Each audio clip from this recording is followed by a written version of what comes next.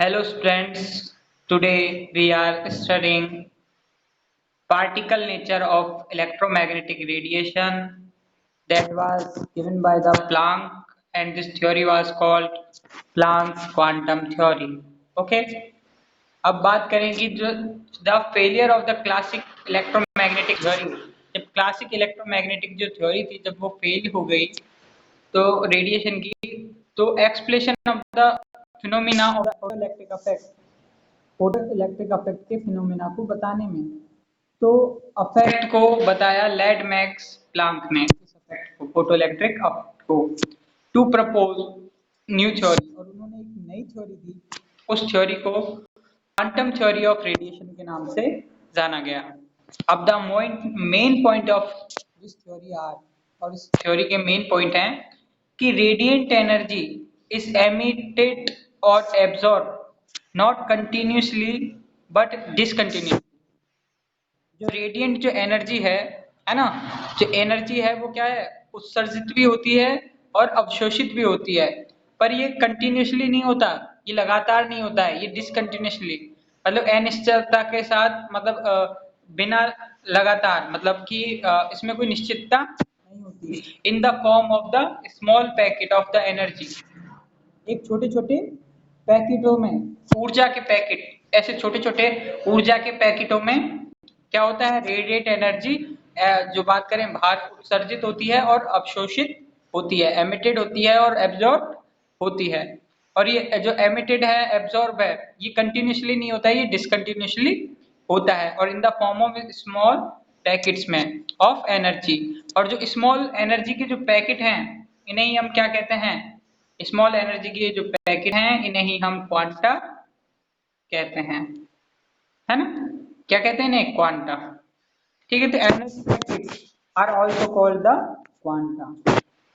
अब नेक्स्ट आता है, जैसे इसने हमें बताया है कि ईच वेव पैकेट, एक वेव का जो पैकेट है, और quantum is associated with definite amount of energy, मतलब एक जो वेव का पैकेट है या फिर एक जो क्वांटम है वो एक डेफिनेट अमाउंट ऑफ एनर्जी के साथ जुड़ा रहता है।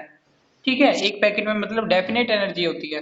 तो in case of light, light के केस में तो quantum of energy is often called photon. और जो एनर्जी है, क्वांटम की जो एनर्जी है उसे हम क्या कहते हैं, फोटोन कहते हैं। ठीक है, in the case of light, light में। ठीक है, अब हम बात करते हैं कि the amount of energy associated with A quantum of radiation, जो अमाउंट ऑफ एनर्जी है जो क्वांटम की रेडिएशन से एसोसिएटेड जुड़ी हुई है, वो किसकी प्रोपोर्शनल होती है, is proportional to the frequency of the radiation. Means जो क्वांटम की जो एनर्जी है, क्वांटम की जो एनर्जी है वो is proportional to the frequency. अब जब हम इसको बैलेंस करेंगे तो E equal to H nu, H nu, nu यहाँ पे फ्रीक्वेंसी है, और जो एच है यहाँ पे वो है प्लांक कांस्टेंट। ठीक है, where H is constant known as Planck constant and equal to the, और इसकी प्लांक कांस्टेंट की वैल्यू क्या है, 6.625 into 10 to the power -34 joule second. Okay, तो 6.625 into 10 to the power -34 joule second, यह है हमारी प्लांक कांस्टेंट की वैल्यू। तो फार्मूला याद रखना है, E equal to H mu, यही अपनी प्लांक क्वांटम थ्योरी से यही निकला है। ठीक है, E equal to H mu means the energy is proportional to the frequency.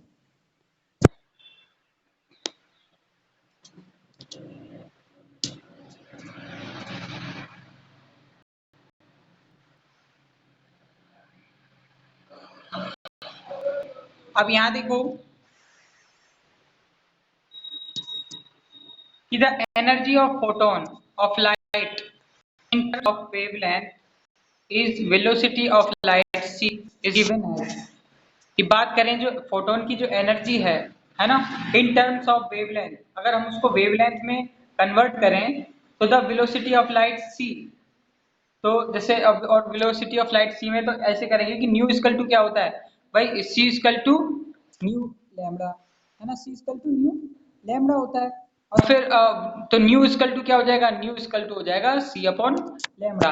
तो ये जो न्यू की वैल्यू है, न्यू की वैल्यू की जगह अपन C अपॉन लैम्डा लिख देंगे। तो ये जो बात करें वेलोसिटी ऑफ लाइट और वेव लेंथ के टर्म में प्लांक क्वांटम थ्योरी का फार्मूला आ जाएगा। ओके, इजी है। अब यहां देखो थर्ड पॉइंट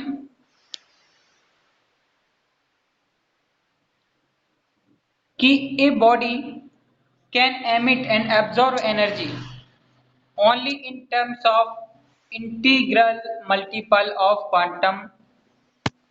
मीन्स कि जो एमिटेड और एब्जॉर्ब जो एनर्जी होती है वो इंटीजर मतलब एक पूर्ण अंक के रूप में मल्टीप्लाई, पूर्ण अंक जैसे हम बात करें 1 2 3 4, तो इस तरीके की पूर्ण अंक के मल्टीपल में होती है। यहाँ n वही इंटीजर को इंडिकेट करता है, ठीक है। जैसे कि बात करें this means that body can emit और एब्जॉर्ब एनर्जी, जैसे h न्यू अगर है ना 1 हो तो 2h new, 3h new, 4h new age it is. Okay, but it can not emit absorb energy fractional में, फ्रैक्शनल वैल्यूज में एमिट और एब्जॉर्ब नहीं करती एनर्जी को, जैसे 1.5 एच न्यू, वो 2.5 एच न्यू, ये ऐसे वैल्यूज में फ्रैक्शनल वैल्यूज में एमिट और एब्जॉर्ब नहीं करती है। ओके, अब बात करें explanation of the photo electric effect.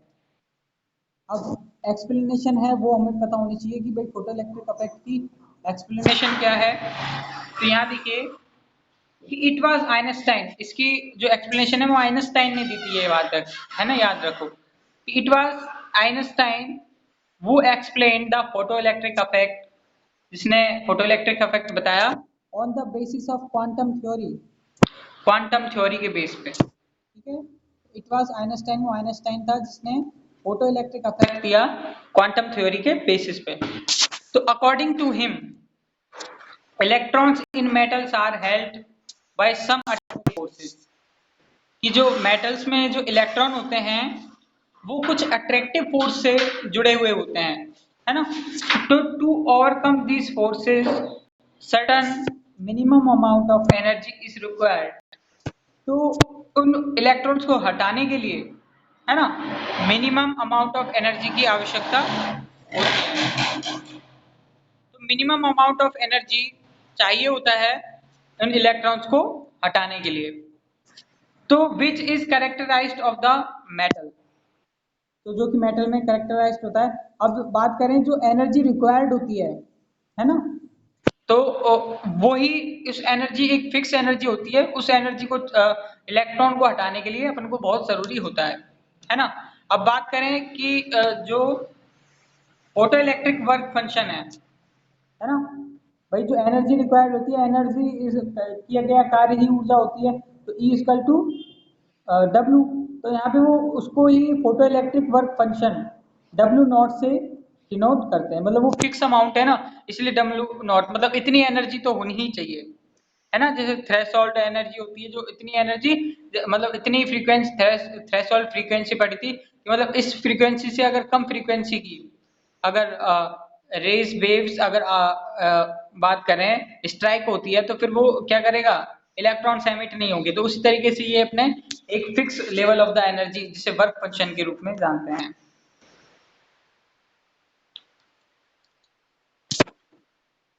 अब यहां देखो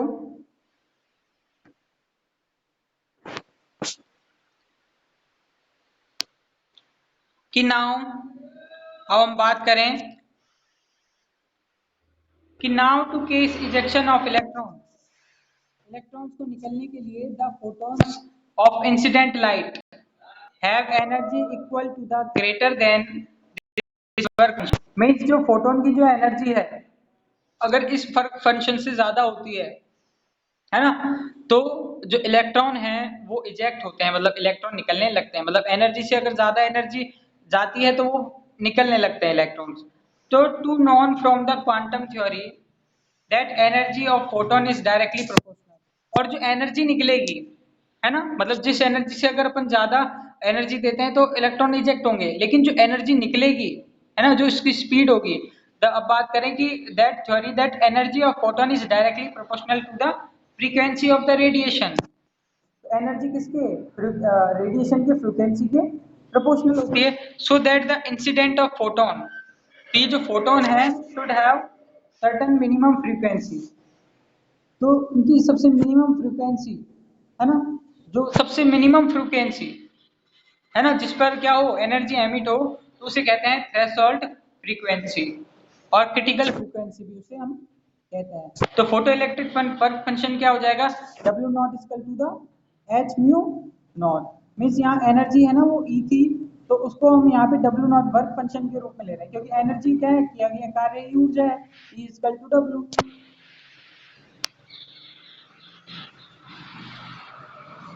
अब यहाँ देखो, it frequency of the incident photon is less than mu naught, अगर फ्रीक्वेंसी म्यू नॉट से कम होती है तो energy of photon will be less, तो जो फोटोन का एनर्जी है वो कम हो जाती है, then the minimum energy is required, तो हमको जो minimum energy required to eject electron, जो इलेक्ट्रॉन्स को निकालने के लिए चाहिए, and hence no electrons would be ejected. तो अगर बात करें मिनिमम इलेक्ट्रॉन्स की, जो इतनी तो एनर्जी चाहिए, नहीं तो क्या है वो इलेक्ट्रॉन्स नहीं निकलेंगे, इजेक्ट नहीं होंगे। तो no matter what the intensity of the radiation, तो उसमें इंटेंसिटी भी कोई मैटर नहीं करेगी अगर इस फ्रीक्वेंसी से ज्यादा फ्रीक्वेंसी की रेडिएशन नहीं आती है। हाउ लॉन्ग रेडिएशन ऑब्जर्व, अब बात करें कि if the photon has energy more than the energy required, अगर फोटोन की एनर्जी अपन को जो आवश्यकता है उस एनर्जी से भी ज्यादा है, to remove electron then each such photon light on its collision with the electrons at the surface disappear to overcome the blinding energy electrons। अब हम बात करें बाइंडिंग एनर्जी इलेक्ट्रॉन, मतलब कि अगर उससे भी ज्यादा एनर्जी अगर मिलती है तो इलेक्ट्रॉन्स क्या है ज्यादा स्पीड से क्या होंगे उसकी सरफेस से ज्यादा, मतलब ज्यादा अगर एनर्जी टकराती है कोलिजन करती है तो ज्यादा इलेक्ट्रॉन्स उससे निकलेंगे। अब हम बात करते हैं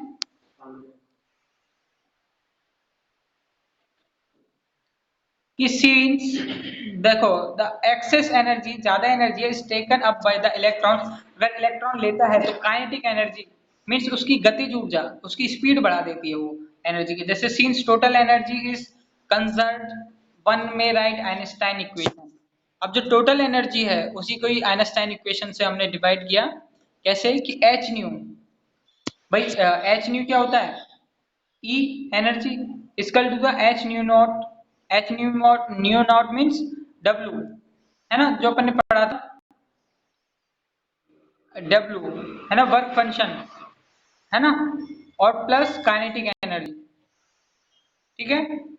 तो इन द काइनेटिक एनर्जी की जो हमने वैल्यू लिखी, तो H काइनेटिक एनर्जी अपन को इसमें निकालनी है, तो हम क्या करेंगे इसमें काइनेटिक एनर्जी को यहाँ लिख के और इसको चेंज कर लेंगे, इसको डिस्प्लेसमेंट कर देंगे, तो डिस्प्लेसमेंट करने के बाद जो हमारा फार्मूला जैसे एच न्यू और माइनस एच न्यू नॉट, तो एच कॉमन ले लेंगे बाहर और न्यू माइनस न्यू नॉट, और फिर न्यू की हम क्या करेंगे न्यू की इसमें प्लैंक क्वांटम थ्योरी से वैल्यू रखेंगे, है ना, जैसे इसके according nu equal to the h c upon lambda and the nu nought is the h c upon lambda nought, तो मीन्स जो सी अपॉन लैम्बडा मीन्स है ना, और एच से क्या कर दिया दोनों को मल्टीप्लाई कर दिया, तो एच सी यहाँ पे कॉमन लेके बाहर और one upon lambda minus one upon lambda not, kinetic energy इस फॉर्म में हमें बाहर मिल जाएगी।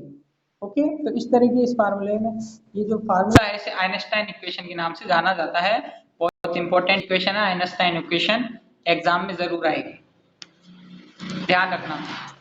ओके,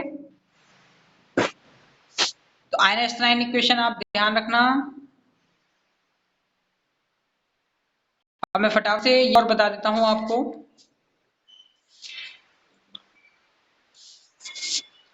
अब यहाँ देखो बेटे समझ में तो आ रहा है ना, तृप्ति तनिष्का,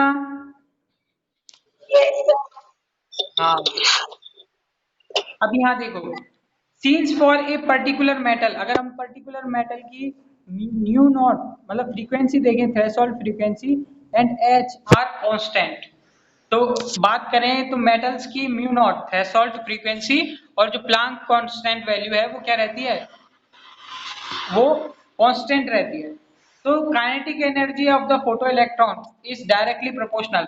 भाई दो अगर कांस्टेंट वैल्यू है और एक अनकांस्टेंट वैल्यू है तो वो डायरेक्टली किस पे, अनकांस्टेंट वैल्यू पे डिपेंड करेगा, है ना, सीधा सिंपल। एक कांस्टेंट वैल्यू तो फिक्स रहेगी, पर जो चेंज वाली जो वैल्यू रहेगी जो चेंज होती है तो उसी पे ही पूरा फंक्शन क्या हो जाता है, फिर डिपेंडेंट हो जाता है। तो kinetic energy of photoelectron is directly proportional to frequency. तो ओनली फॉर फ्रीक्वेंसी भी क्या रहती है, डिपेंडेंट रहती है। तो kinetic energy of photoelectrons is independent of the intensity. अब वो क्या है, इंटेंसिटी पे क्या है, इंडिपेंडेंट है। एंड इंक्रीज इन इंटेंसिटी, अगर इंटेंसिटी इंक्रीज होगी तो does not affect the energy of the photon. तो वो फोटोन की एनर्जी को क्या करेगी, अफेक्टेड नहीं करेगी। It simply increase the number of photon falling. ये जो फोटोन की जो संख्या है जो फॉल होते हैं उसकी on the surface of metal, metal की सरफेस पे, तो hence the increase of the number of the photo electrons. तो वो किस पे डिपेंडेंट करेगा, फोटो इलेक्ट्रॉन्स पे डिपेंडेंट करेगा। ओके, जितने ज्यादा भाई फोटोन उस पे, मतलब जो ऊर्जा के पैकेट जितने ज्यादा जाएंगे उसकी मेटल की सरफेस पे, तो उतना ही ज्यादा इलेक्ट्रॉन्स को बाहर निकालेगा। अब जैसे अलग अलग मेटल्स की हमें दिया हुआ है, यहाँ देखो कि it may be mention here, ये मेंशन किया गया है that photo electric work function, जो फोटो इलेक्ट्रिक वर्क फंक्शन है, depends upon the nature of the metal. Metal के नेचर पे डिपेंड करता है। In metal having higher ionisation energy, metal की एनर्जी हायर आयनाइजेशन एनर्जी होती है मतलब जो easily as greater than the value of the photo electric work function. तो जो किससे ज्यादा है, जो इनकी आयनाइजेशन एनर्जी है जो फोटो इलेक्ट्रिक वर्क फंक्शन से ज्यादा है, तो ये क्या करेंगे, values of the photo electric work function, इनकी सबके लिए work, photo electric work function की वैल्यू दे रखी है। तो some metals are given below, जैसे कि भाई लिथियम के लिए 2.42 इलेक्ट्रॉन वोल्ट है, सोडियम के लिए 2.3 इलेक्ट्रॉन वोल्ट है, पोटेशियम के लिए 2.25 इलेक्ट्रॉन वोल्ट है, मैग्नीशियम के लिए 3.7 इलेक्ट्रॉन वोल्ट है, कॉपर के लिए 4.8 इलेक्ट्रॉन वोल्ट है और सिल्वर के लिए 4.3 इलेक्ट्रॉन वोल्ट है। तो हम बात करें dual nature of the electromagnetic radiation, dual nature of the electromagnetic radiation बात करें कि एज डिस्क्राइब्ड अबव, जैसे हमें ऊपर the photo could be explained considering that electromagnetic radiation consists of small packet of energy called quantum or quantum। कि means हम करें कि जो dual nature of the electromagnetic radiation की, तो as describe the about the photo electric effect. बेटा dual nature of the electromagnetic radiation हम हमारी नेक्स्ट क्लास में पढ़ेंगे, कंप्लीट नहीं हो पाएगा अभी। ओके।